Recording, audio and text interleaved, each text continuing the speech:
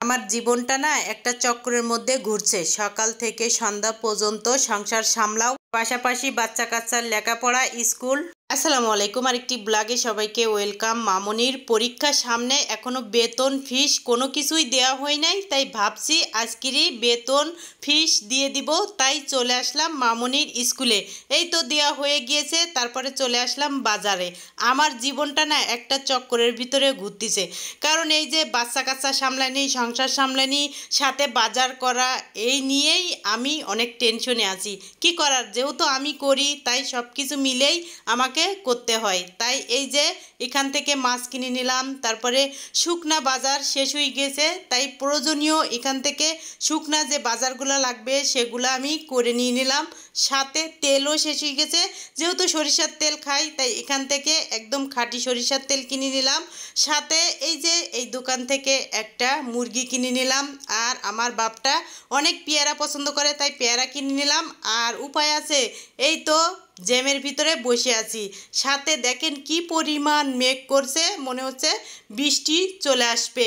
এই যে রাস্তার কাজ চলতেছে, এই জন্য জ্যামে আটকাই থাকা লাগে। যাই হোক, কতক্ষণ পরে জ্যামটা ছুটলো, তারপরে তো বাসায় চলে আসলাম। আসার পরে এখন কি বাজার করলাম সেইগুলো আপনাদের সাথে এখন শেয়ার করি।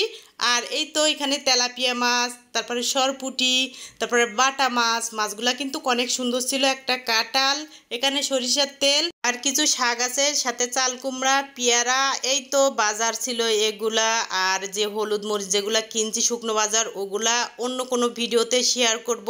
আর এই তো মাছগুলা কাটতে কিন্তু আমার অনেক সময় লেগে গিয়েছে। আর এই তো মাছগুলা কেটে নিয়েছি, এখন এই যে আমি ধুয়ে নিব। তার আগে বলি, আমার ভিডিও যদি পেজ থেকে দেখে থাকেন তাহলে পেজটাকে ফলো করবেন, আর ইউটিউব চ্যানেল থেকে দেখলে ইউটিউব চ্যানেলটাকে সাবস্ক্রাইব করতে একদম ভুলবেন না।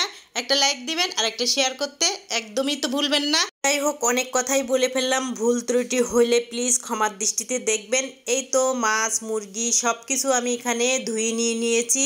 আর এই মাছ মুরগিগুলা কিন্তু বেশ আমার অনেক কয়দিন যাবে না, অনেক কয়দিন টেনশন মুক্ত হয়ে থাকতে পারবো, মাছ মাংসর ঝামেলা থাকবে না। এই তো আমি প্যাকেজিং করে নিয়ে নিয়েছি, এখন আমি ফ্রিজে রেখে দিব। আর যেগুলো রান্না করব সেগুলো তো বের করে রেখে দিয়েছি। এখানে তেলাপিয়া মাছ, বাটা মাছ হলুদ মরিচ মেখে রেখে দিয়েছি, আর এখানে যে মিষ্টি কুমড়া কেটে রেখে দিয়েছি। এখন রান্না করব।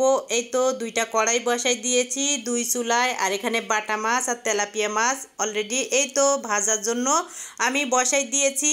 আর হঠাৎ করে দেখি যে এই তো বৃষ্টি চলে আসছে, আর এত সুন্দর বৃষ্টি দেখে মনে হচ্ছিল যাই আমি একটু ভিজি, কিন্তু তার কি আর উপায় আছে। এই তো রান্না হয়ে গিয়েছে, আমাদের দুপুরের খাবার ছিল এগুলা। তারপরে বিকেলে এই যে আমার বাবার কাছে যাব, এই তো 2 রকমের তরকারি নিয়ে নিলাম। আর আমার আব্বাজান অনেক পেয়ারা পছন্দ করে, তাই এখানে 4টা পেয়ারা নিয়ে নিলাম।